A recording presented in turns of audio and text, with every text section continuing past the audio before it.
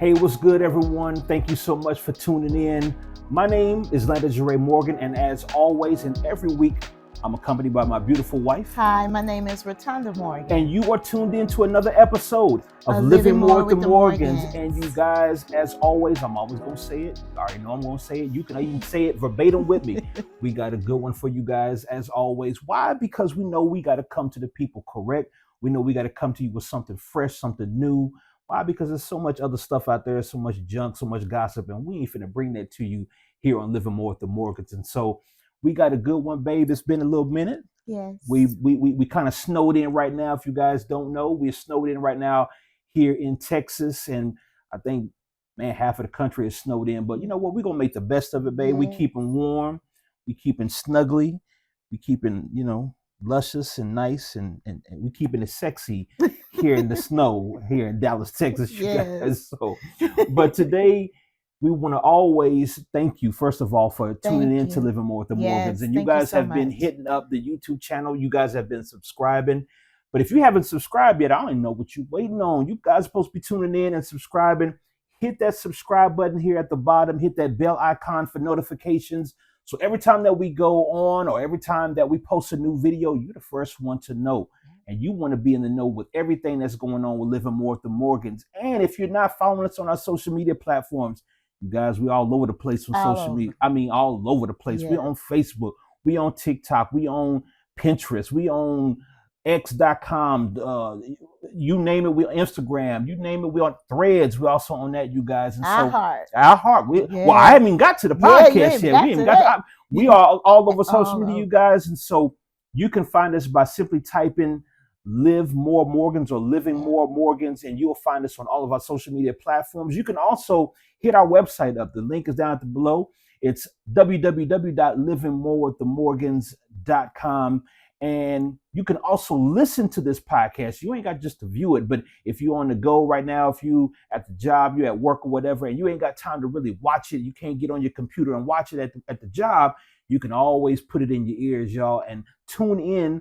Like my wife said, we're on iHeartRadio, we're on Spotify, we are on Apple Podcasts, you name it, we're on Pandora. Anywhere that you love to get your favorite podcast, be sure that you just type in Living More with the Morgans, and you'll see our little blue little icon there with our faces, and tap on that, and you can start enjoying our podcast, Living More with the Morgans. And so again, invite some people to go ahead and tune in with you guys, and we love to do it every week. And sometimes we can't do it, you guys, just because of just time constraints. Everybody busy, we're busy, but we love to give you guys new, fresh content and not some of the same stuff. And so sometimes, every now and then, we may not be able to come on that week, but we'll definitely, follow up with something dope for you guys. And so thank you again for tuning in. Invite your people, share this with your people, share this link. If you're on YouTube, share it with somebody, because I think today, babe, we got a very important one. And as we we're ending out January, and man, it just feels like the year just started, really. I mean, man, we're at the end of January, basically. And we've got an important one because here in America, we're going into the month of February. And in the month of February, you guys, we celebrate Black History Month. And usually it's here it's where Black African Americans, we celebrate the successes and the accomplishments of many African Americans here in North America. And so we're going into that month, and what better than the month of February, because it's the month of love. And so it is a month that represents love, but it's also a month where we take time to celebrate and to recognize not just the history of Black Americans, but what Black Americans and what African Americans are doing right now here in America and all over the world. And not just the history that we've created, but the legacies that have been left and the future that is being built right now amongst our people. And so this episode is for everybody. This ain't just secluded to Black folks. It is for everybody, African Americans, Africans, the whole Black diaspora. It's for Latinos. It's for our white brothers and sisters. It's for our Arab and Asian brothers and sisters. This episode is for everybody. And why? Is because we want to share the information that we have, and we think it's pretty important that we do so. But particularly, we want this episode to be a dialogue between our Black African brothers and sisters and the diaspora of Black people everywhere around the world. And that's why I think this episode is so vital and so important, babe, is because oftentimes, a lot of times in our podcasts, and let's just be honest, we're getting a lot of riffraff right now. We're getting a lot of, negativity sales. If you go to YouTube, if you go to TikTok, you're seeing a lot of negativity, a lot of ignorance, a lot of cussing and shucking and jiving. That's what gets the views and goes viral and all this different stuff. And that's their thing. And we're not, speaking against what other people do. No. But what we want to do on this platform is we want to keep people educated. We want to bring some wisdom. We want to keep it positive. We keep it raw and transparent and relevant, but we want to keep it positive so that listeners of all age groups really can listen to what it is that we're saying, especially when it pertains to us as a whole. And so, you guys, we really want to dig into this, and we're going to do this as a two-part, babe. I really want to do this as a two-part because we have a lot to discuss, and that we're going to discuss, and that we're going to share what's been on our hearts for a long time, for several years. And I think this is the perfect time to be able to do that on this show, like I said, because we're going into the month of February with Black History. What are your thoughts on that? I agree. It's a very important topic, and it is a timely conversation that we must have between our African brothers and sisters and the African American, the diasporas. We must have this conversation, not again to point fingers at one another, but this is to bring us together. Yes. To bring us together as a whole, as we're supposed to be. So that is what we want to do, and we want to also hear from you. And with every topic and everything that we bring on this show, we want your dialogue. We want your feedback. We want to hear your experiences as well. So this is a great show today, a good topic that we need to discuss. And so we ask you to, tune in, get your popcorn ready. Absolutely. And let's get it. And buckle up, you guys. Yes. And again, like my wife said, go ahead and hit the comments up. If you guys have any questions or anything that you just want to say, yes, you may not necessarily agree with some of the things that we say, and that's okay. We're not here to debate. No, we're here to dialogue. Right. And there is a difference. Right. And so I just want to make sure that we're all clear on that. Correct. That those who tune in, this is not a debate with those who may be watching or those who may disagree or have a different perspective, but it is hopefully a conversation starter. It is dialogue that we're wanting to bring to the table, in large, to us as African Americans and as Black people throughout the diaspora. And so I want to jump right in, babe, because again, this is going to be a two-part episode. It's going to be lengthy, and so for those that are listening, those that are watching, we want you to stay really engaged with this podcast, and you can really understand our personalities if you go back and you watch some of our previous episodes, and that's important because sometimes when people hear us, brand new, they don't necessarily know the heart in which we're conveying what it is that we're saying. Yeah. Right. That's and right. so if you haven't gotten the chance to really watch Living More with the Morgans, I would invite you to really kind of go back and get an idea, get a feel for us. Visit our website. Our website kind of gives some bios about us. It's fun. It's playful on the website and everything. And we wanted it to be that way, but also so that you can hear our heart in what it is that we discuss. And so, because the thing of it is again, we live in a social media world of 20-second clips. And so people will take 20 seconds of a conversation that took 2 hours. Right. And they'll judge people, or they'll base on that 20-second their opinion on a 20-second clip. Correct. And that's what we're hoping that people don't do. And that's why we're inviting you to go back and watch some of our previous episodes, even our old stuff from 2 or 3 years ago, Right. that we've talked about Africa, we've talked Yes. about race relations and different things like that, Yes. and we Right. talk about a little bit of everything on this show. I Correct. mean, it's we get down with the nitty gritty with love and marriage and intimacy. We do that. We get down to societal issues and so forth. We get down to fun things about travel and experiencing and seeing the world. But we also got to get raw. We got to get real on what's really going on. Because in order to really live more, we got to start loving more. That's right. Absolutely. You dig what I'm saying? Absolutely. We got to start loving more. So we're not going to be able to live more if we're not loving more. Right. And so, babe, I think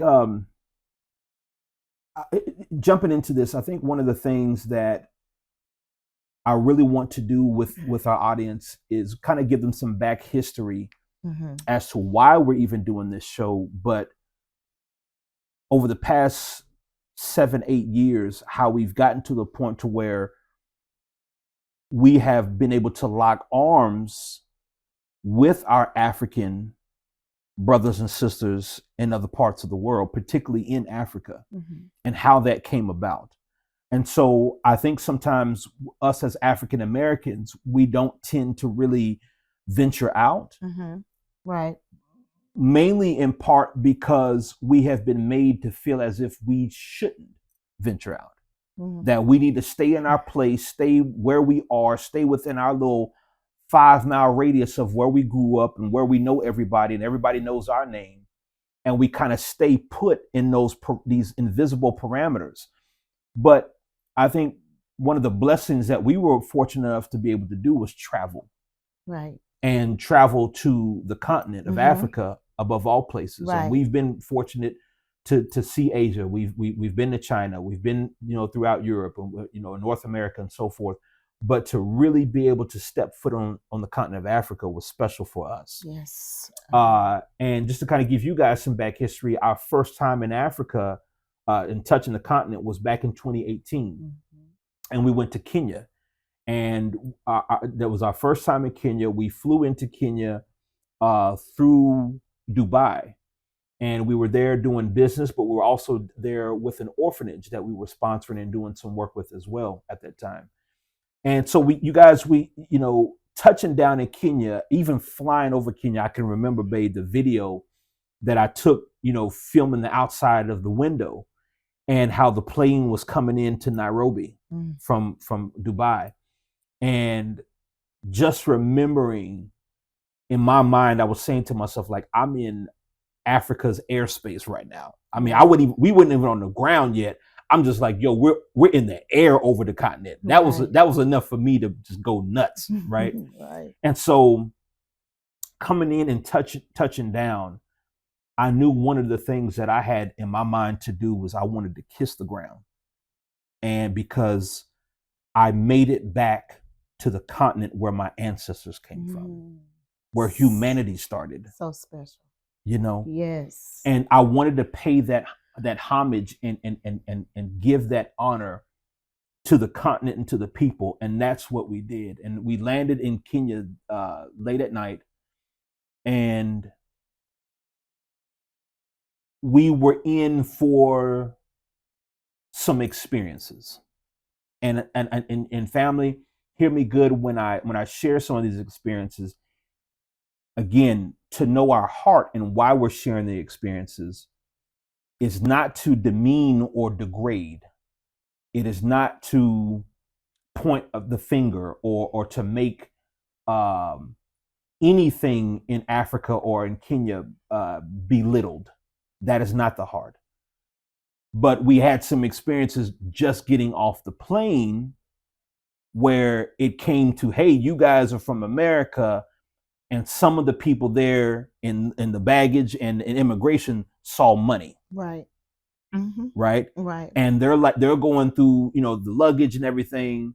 And we're there not only for business, but we're there to, again, sponsor this orphanage. And as soon as we get off the plane, get immigration, it's like, oh, we got to pay extra money. Yeah. For stuff like, that didn't make any sense. Right. And we're being held up and we're having to call these people and say, okay, we're here. What's going on? We're being held up in immigration, so forth and so on.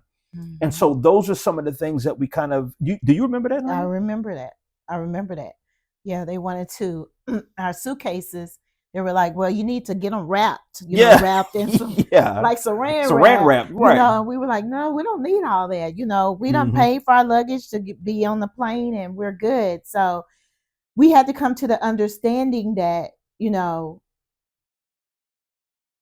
it not everyone is fortunate to be able to have the needs and the things that they need. Right. So we didn't go in and with uh, uh, a mind of saying, "Oh, okay, these people are just trying to take us or what have you." We weren't there, but we understood that this is, these are people that are working that might not have enough to make ends meet for their families. Right.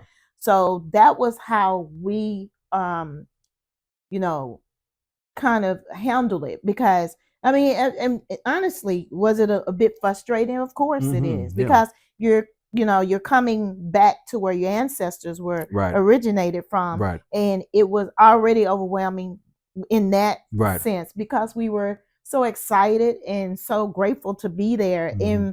for what we were doing. We weren't there for a safari. We Right. were there to Right. go in. That is us. So, Right. like my husband said, go back and look at who we are. We are about doing work for the Lord Right. wherever we go. And Right. so that was our, And and just to jump in, babe, mhm. our thing was, like you said, it was about the people, It was about the people, right? And the kids that we were right? And the looking to kids, serve right? there, and again, we flew into Nairobi, Right. but our orphanage, the orphanage that we were serving, was way in northwest Kenya in Bungoma. And so getting there, and you fly into Nairobi, Right. the last thing you're thinking, you just had this layover in Dubai, you're tired, you want to get settled, you want to get to your hotel and kind of stretch out and relax and woosah and exhale like, yo, we're in Africa. The last thing you want is someone holding you up, or a group of Right. people holding you up in immigration, bribing you for more money. Right. And it was a team of us. So Exactly. Yeah, there wasn't just just us two. Yeah. There was about six to eight of us, something like that. That was. And so we went with a team of people, and we all get kind of held up because we're basically being bribed. Like my wife said, they wanted to wrap our luggage in saran wrap and charge us extra money for that. And so getting off the plane with that, fam, was just like, and here's the thing, it's not that we went in, to Africa naive, like, okay, we don't understand the plight of the people there, because we did. Yes. But I and I'll be honest, I think I was naive, thinking that, and I'll be real, I didn't think that we as Black Americans would get that. You dig what I'm saying? And I'm just being honest, from my perspective. Yeah. I didn't think that us as Black Americans would get the bribery and some of the things that we got from some of the people off the plane there in the airport. Right.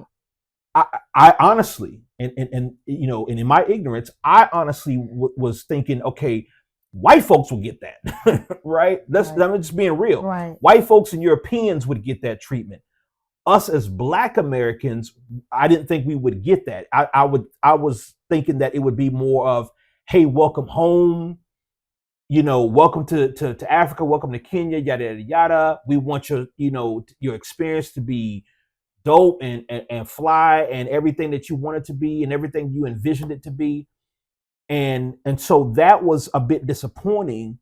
It didn't paint Africa or Kenya in a negative light. No. Because I know how to filter things. Right. But at the same time, it was a bit disappointing, because it's like, again, because we didn't know what to expect. We didn't know what to expect. We didn't right? expect and that. So we're thinking, man, let's get, it's late at night. We're getting there. Let's get to the hotel. Let's chill. Right. And let's hit the ground, in a couple of days where we can do what we're here to do. And like my wife said, we weren't there for no safari. We weren't there to come take. We were there to come give. Yes. And so it just kind of to receive. And to receive. Right. Absolutely. Yes. To receive what we believed Africa had for us. And so, but with that, I want to back up just a little bit, babe, because before going, and I want our African brothers and sisters to understand this. Us as Black Americans, we do indeed have a lot of ignorance about Africa because of what the media has fed us for years, for a generation, maybe 2 or 3 generations here in America.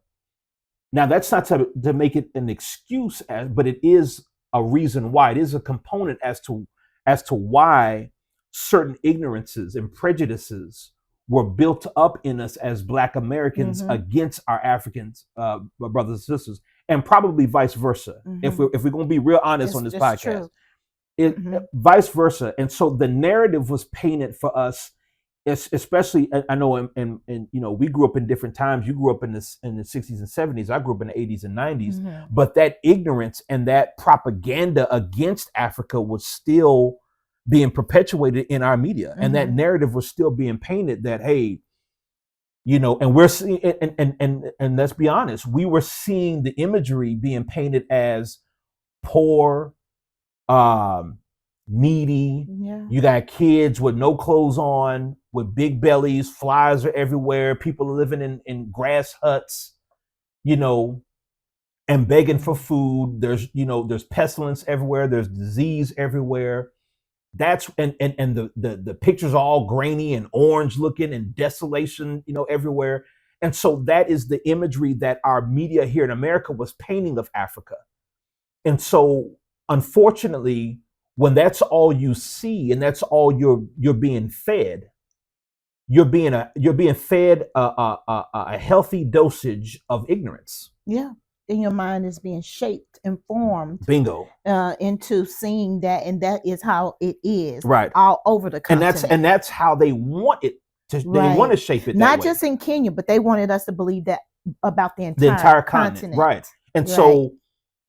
This again, that was no shade to our Kenyan brothers and sisters. No. But what we had to endure in our youth, in our childhood growing up, was this is Africa. Right. And you even had derogatory slang words, African booty scratcher. If you called somebody that, it was something that, to make fun of people. Oh, you an African booty scratcher, you this and this and this, and you got a bone in your nose. And even, family, I can remember the cartoons, particularly the older cartoons from like the 40s and the 50s that would still air on television, and how they would depict the Africans, and they would have these long necks with these rings around their necks and these wide heads with bones in their noses and these little pieces of hair sticking out of their head, and they made them look so savage. They made them look so poor and just so ugly in the cartoons. Right. So imagine being a kid, fam, and you're enjoying yourself watching Saturday morning cartoons like we do here in America. Saturday morning, you wake up, you got a bowl of cereal, and you don't have to go to school. It's your day off from school, and the first thing you do is you jump in there and you're watching some Saturday morning cartoons. And some old cartoons from the 50s come on, Tom and Jerry, or Looney Tunes or something like that, with Bugs Bunny or whatever. And then all of a sudden, they've slipped in this image of these savage Africans. Yeah. And how the savage Africans are trying to chase Bugs Bunny and trying to get Elmer Fudd or whatever. Right. And so. And painting us with the big lips.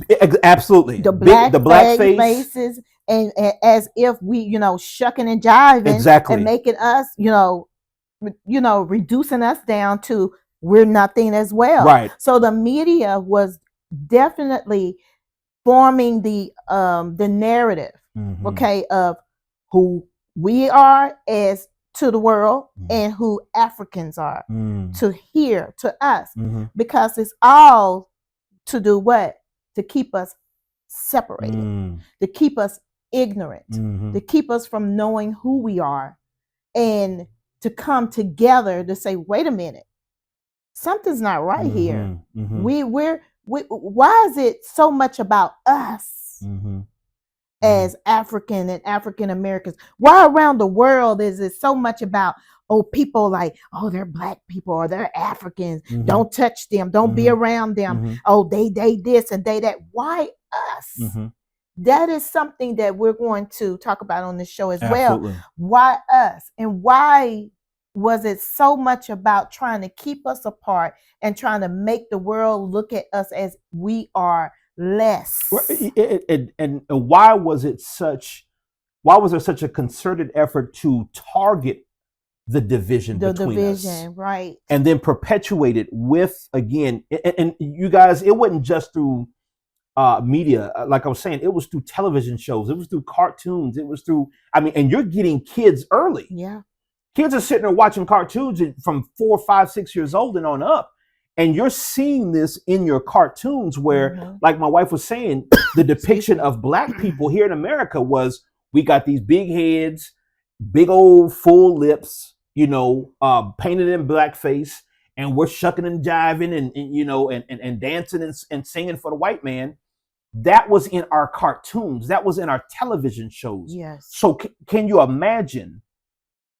And that as a young person, as a 5-year-old, you're seeing a depiction of yourself in a Looney Tunes cartoon. Right.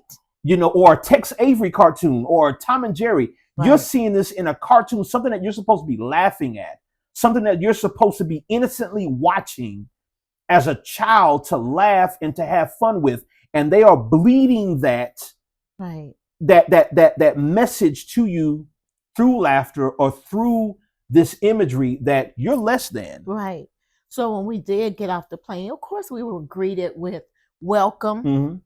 Of course we were, but that initially, with the workers or those that work at the airport, that was something that we did not expect. Mm-hmm. So, just to give you guys an understanding, like my husband said, like Landa said, we're not here to point fingers or to say anything less than, but we want to bring our experiences to you all so that you will see what we've experienced and how our experiences can be able to shape when you go and see the continent and to be ready for, but be ready to go there with an open heart, mm-hmm. a heart of love, yes. a heart of receiving, a heart of giving. And a heart with patience. And a heart with patience. And that's, I think that was one of the key things that we had to learn, is that things tend to move a little slower in Africa than they do here in America. In America, everything is moving so quick and fast. Right. And people are trying to get here and get there and do this and do that. And so getting there, we had to understand that we've got to be more patient with the people, with how things move here, mm-hmm. with how, I can even think about just customer service in some of the restaurants and different things that, we were looking to enjoy. And it was much slower. I mean, a lot slower, right? Yeah. So, and we'll dig more into those things as the podcast goes on. Sure. But I want to really, pull some history out so people have an understanding that these barriers, these images that shaped our childhood and shaped much of our adulthood, they had to be dispelled. They had to be. You literally had to take a sledgehammer in your mind and break this stuff up and say, no, I'm not going to believe that. I'm not going to carry that, because what it turned into, honey, the images turned into making us want to hate ourselves. Mm-hmm. It turned into making us think that we're inferior, yes, that we're inept and we're not capable. Right. And so seeing those images, reading books in our our history books here in our classrooms here in America, we were told as Black Americans, we were told that you are the descendants of slaves. Right. It was slavery, transatlantic slave trade. You got here, you landed here, and your people are here. You guys are descendants from slaves. That couldn't have been further from the truth. What we are and who we are as Black Americans is we're not descendants of slaves. We are descendants of people who were enslaved. And that's a big difference. That's a really big difference. And so people that were enslaved before they were enslaved. We have to go back through history, research in history, and see, okay, who were these people before they were shackled? Who were they? What were they capable of doing? What dreams, what goals, what religious beliefs did they have and do before they were enslaved? Right, absolutely. Because Yes. if you don't do that, then you're still going to continue with the narrative that has been painted for you that, oh no, you come from slaves. You come from people who are less than. You come from people who are inferior. You come from people that have dark skin and this ugly and nappy hair and so forth and so on. This is who you come from. And so as you get older, you have to in order to break that ignorance, see, you should have something in you, honey, that says we have to be more than just this. I say again, what makes me know that we do have more than just what they've said about us or tried to make us believe is why is it so much invested in not in talking about us around the world? What I mean is, why is there so much investment in making us look like we're inferior, making us look like we're inept, that we're not capable of doing things, and that we are not smart, and we're not, people who can own businesses and run corporations and and do all these big things. Why so much investment in that? That to me, for me, is the key factor for me. And I've studied this and looked at this for years from the time I was young until now.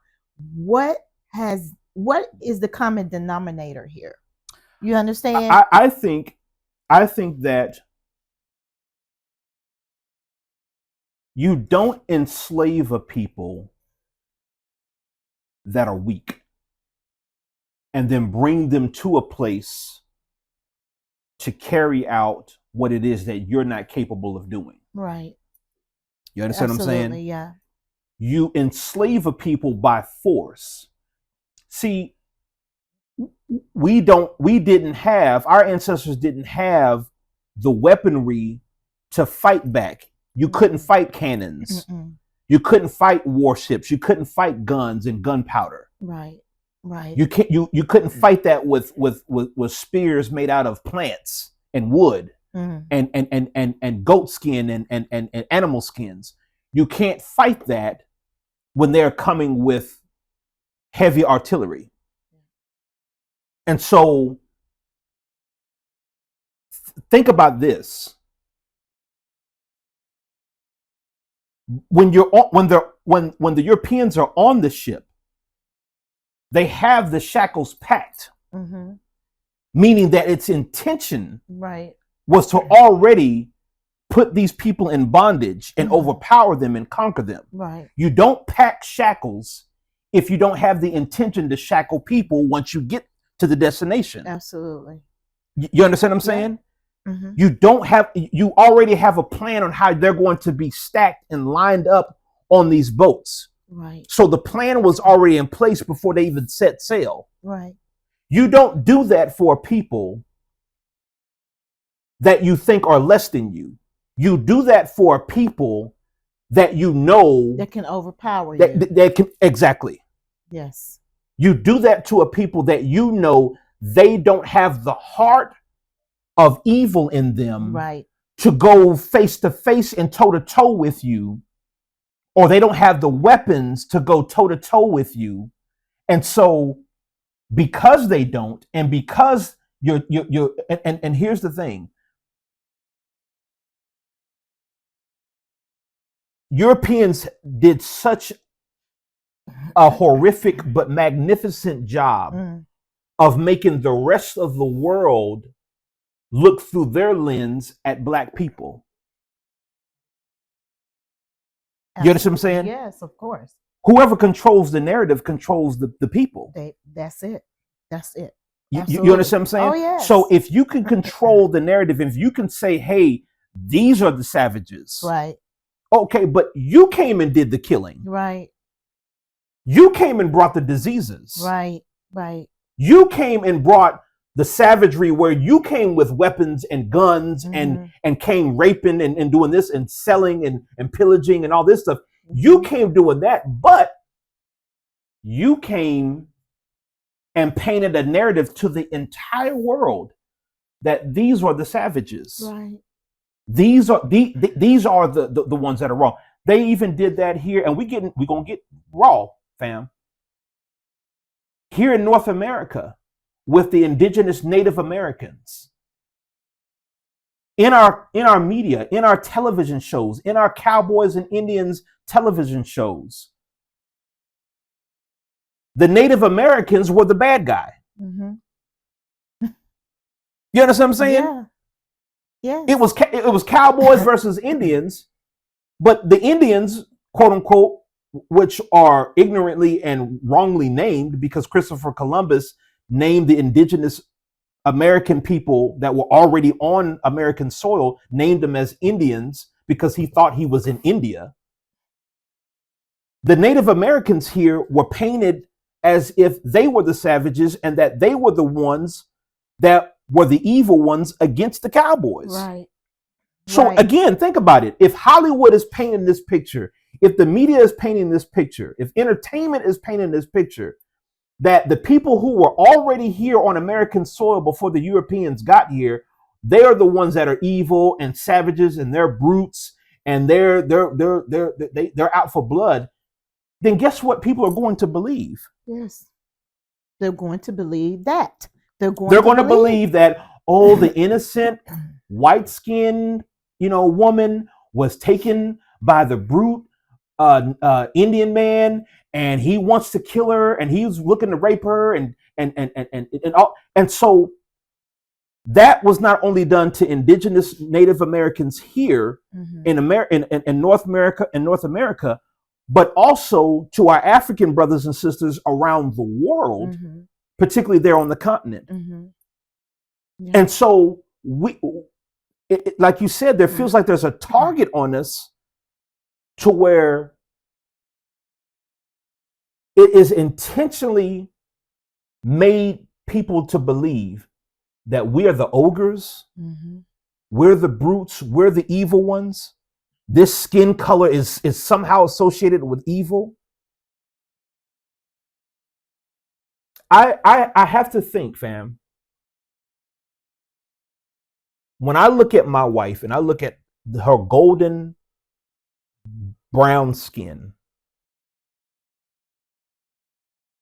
who on this planet would associate this with evil?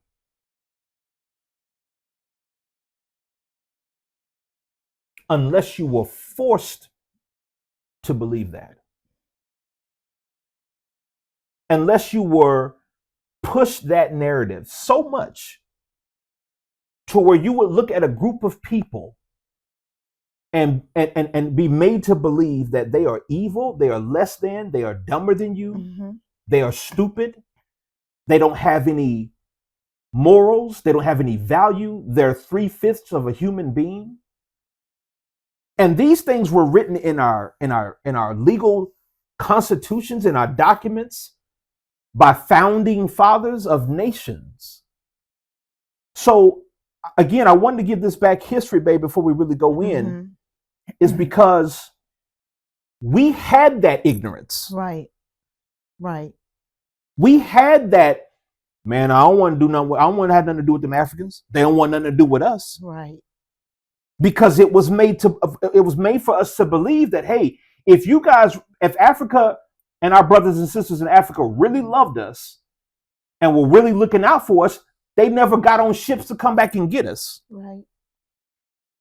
They never put legislation in place in their countries to come back and get us, or to say, we're sorry that we had a hand in this. Because again, we have to be truthful, family. Right.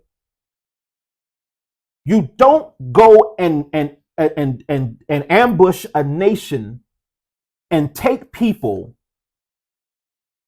if there isn't some kind of system or kind of barter in place to be able to do so. Absolutely. And so you're not so overpowered where you can take millions of people from a land, their indigenous land. You're not so overpowered that you can just come in, kick door, and just take people, put them on boats, put them in shackles, and do it numerous times. Right. And make numerous trips across the Atlantic Ocean. One of the most treacherous, journeys that a person could take, and do this several times to where people can get here to North America and to the Americas, period. And here's the kicker, babe. Us here in North America, we were the last stop. Right. Mm-hmm. We were. We got cousins in Brazil. Yeah. We got cousins in South America. Right. In the Caribbean. In the Caribbean. Yeah. They all got off the boats before we did. Right. Right. Yeah. And it's tough to talk about.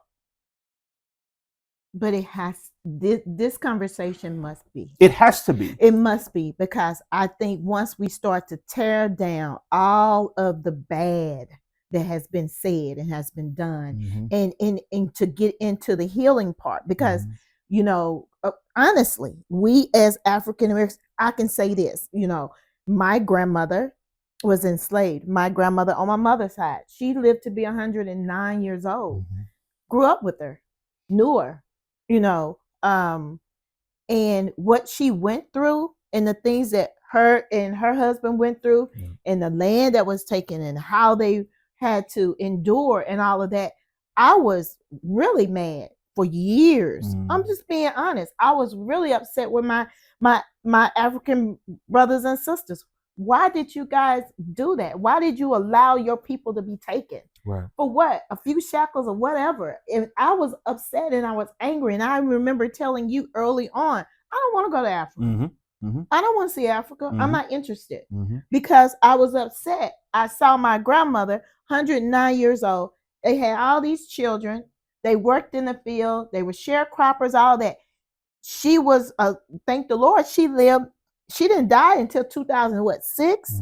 It was to 6 or 5 when she was 109 years old. She was just weak from being that. So she literally was 109. But she told us, most of us, all of us, don't hate anyone. Don't do any of that. You guys take this torch and you run and you build and you do what you're supposed to do. We've taken it as far as we could. We survived as much as we could survive. Now it's your leg of the race. And I had to let that really marinate and soak into my head, into my mind, to say, no, you cannot allow yourself to stay here, because there's a bigger picture here. There's a reason why, things are not being told or said, so that we can get an understanding of even in textbooks, right? We can get an understanding of who our people are and where we come from. To see, people say, hey, we're gonna get these few away, and they be shackled and chained and all of that. It was gruesome. And then to get to the places that they got to, and a lot of them that did survive were, if you didn't do what you're supposed to do, the master would, you ain't picked enough cotton, you didn't pick enough hay, or you didn't pick enough sugar cane or tobacco, and you didn't get your share. And everybody else on the plantation said, well, I can't help you because I got to get my own. Right. And if you didn't do that, a toe was cut off, a finger was cut off, an ear was cut off. Oh, if you didn't do what, and then if you ran, oh, we caught you. Yeah, we might send you to another plantation, battered and bruised, or we gonna hang you in some trees. So yeah, that for me made me angry. Absolutely. I want to stay there. Yeah. And I want to continue this, and we're going to. But I want to piggyback off of, because this one's going to be a thick show, family. Right. So stay with us, please. You said something that was important. You said, because of what you saw, because of the atrocities that you saw and heard about your grandparents and your ancestors going through. Right. And our civil rights leaders here. Right. And I'm going to get to that. Yes. One of the things that you shared was in those particularly in those West African nations, we were a commodity, we were a product. Mm-hmm. And someone had to have been in control in those West African nations to say, here are the people you can take. Mm-hmm. Absolutely. Now,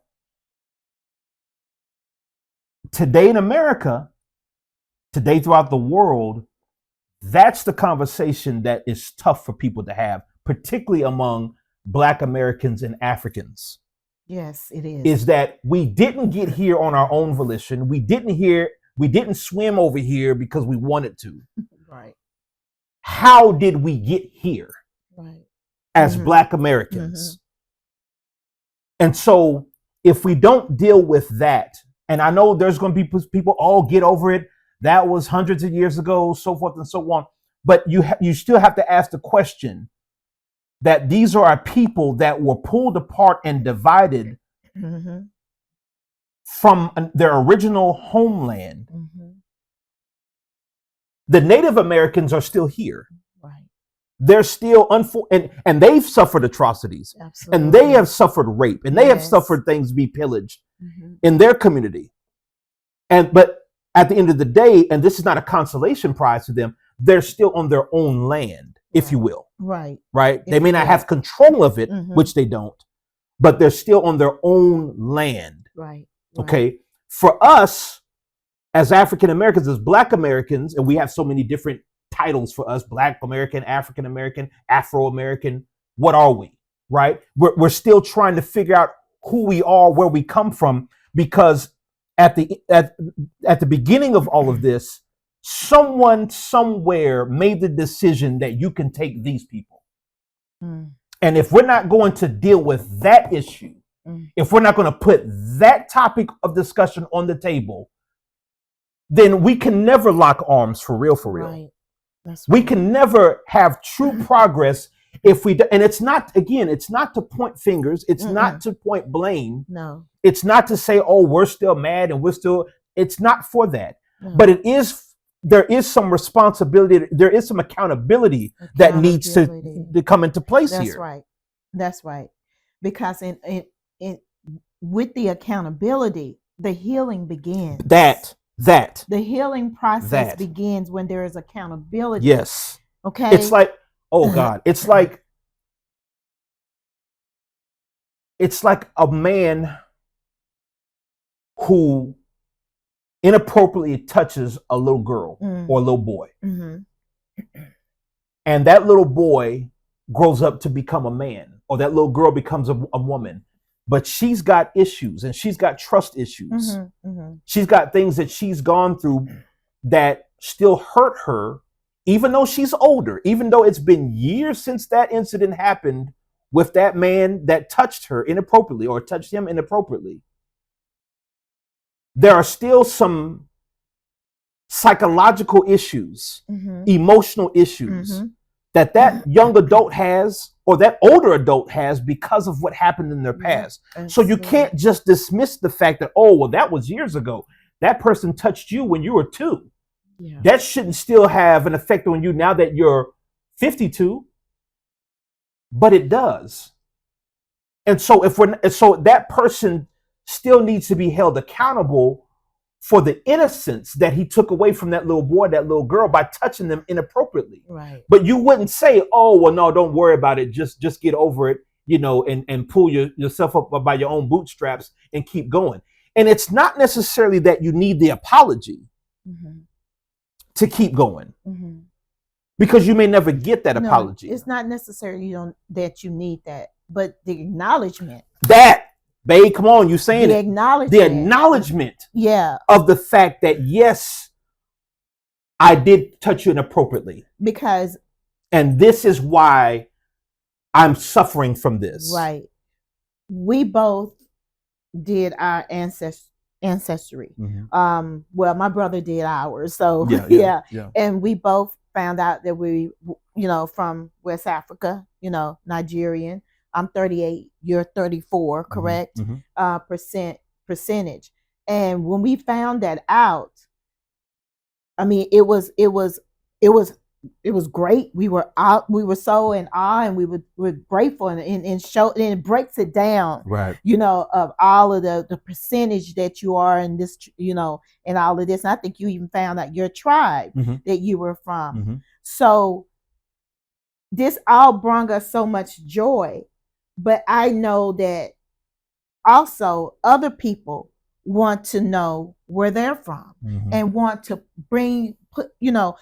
put the pieces together, the puzzle together of where we come from, dealing with the pain of how we got here, and the atrocities that we went through to get to the different various places that a lot of people, because everybody didn't make it.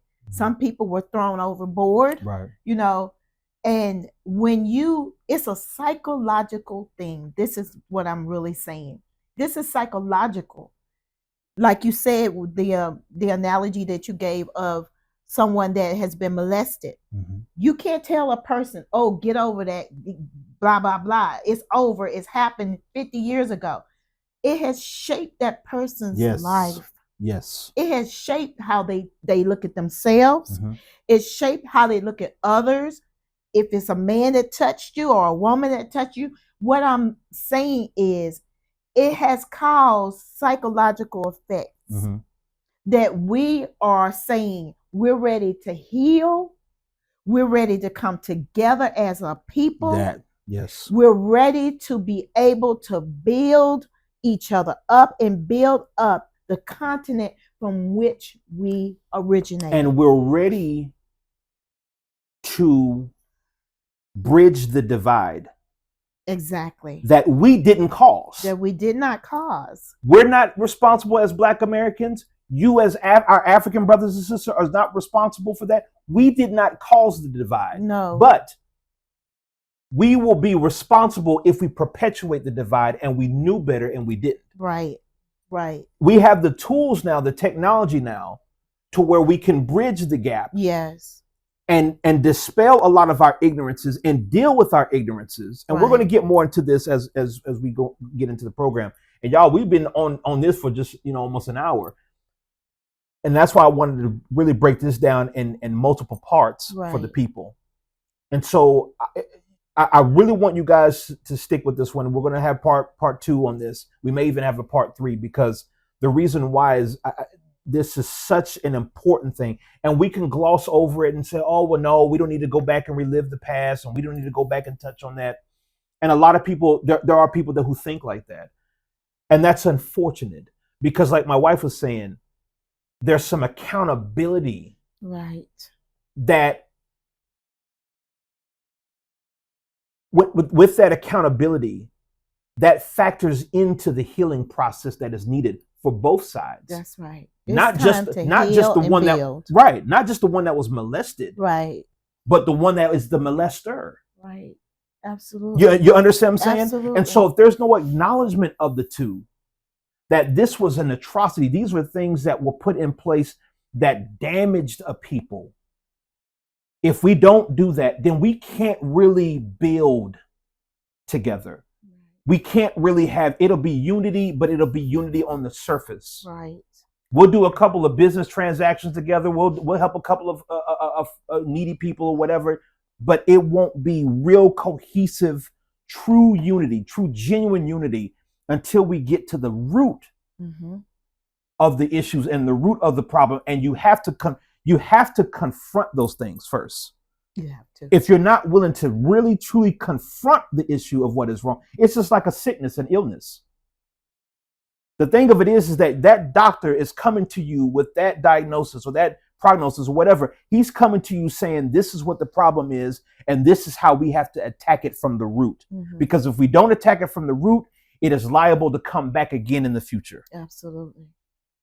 And that is what we don't want. And that is what this episode is for, family, is so that not only us, but the generation coming behind us, they're not going to repeat some of the same things or even have to repeat some of the same things that we could have dealt with and we could have resolved in our time.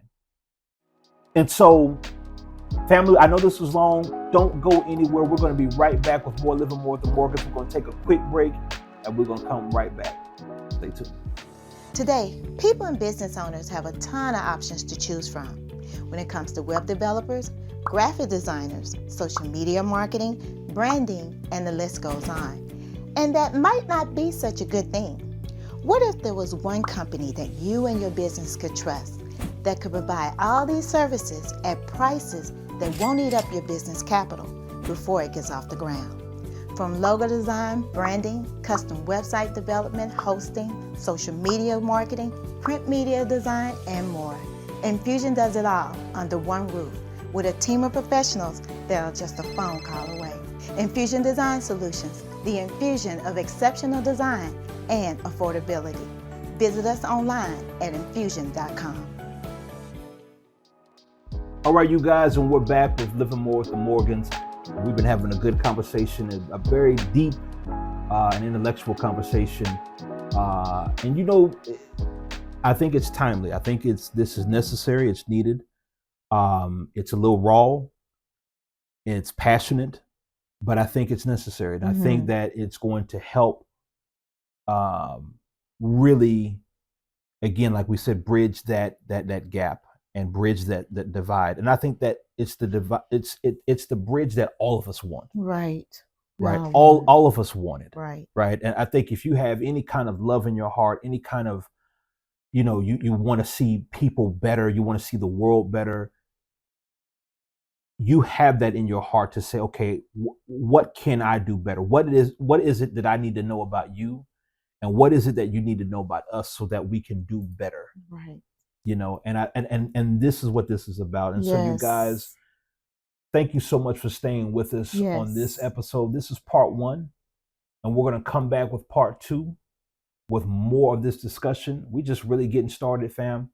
So again, if you have comments, if you have things that you would like to share about this discussion, please, by all means, hit that subscribe button first on our YouTube channel.